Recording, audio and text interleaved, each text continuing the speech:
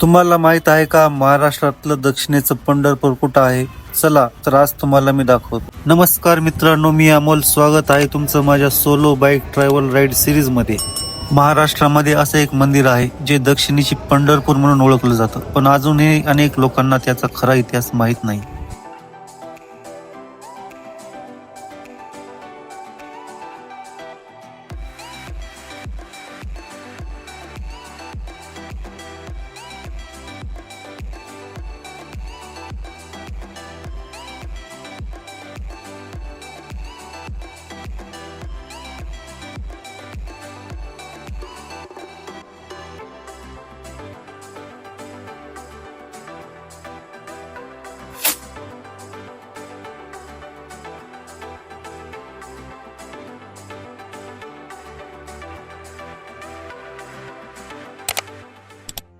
हे आहे बार्शी शहरातील प्रसिद्ध असे भगवंत मंदिर. भगवान विष्णूंना समर्पित एक प्राचीन आणि पवित्र स्थान. या मंदिराचा इतिहास सुमारे 800 ते 1000 वर्षापूर्वीचा आहे असा मानला जातो. यादवांच्या काळामध्ये बांधले गेलेले हे मंदिर हेमाडपंथी स्थापत्य शैलीचे उत्तम उदाहरण आहे. अनेक आक्रमणांमध्ये मंदिराचं मोठं नुकसान झालं, पण भक्तांच्या श्रद्धेमुळे ते पुन्हा उभं राहिलं.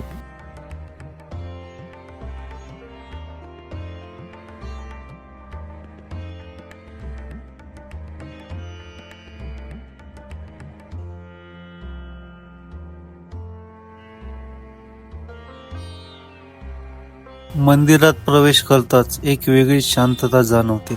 भगवंताच्या मूर्तीसमोर उभे राहिल्यावर मन आपोआप स्थिर होतं.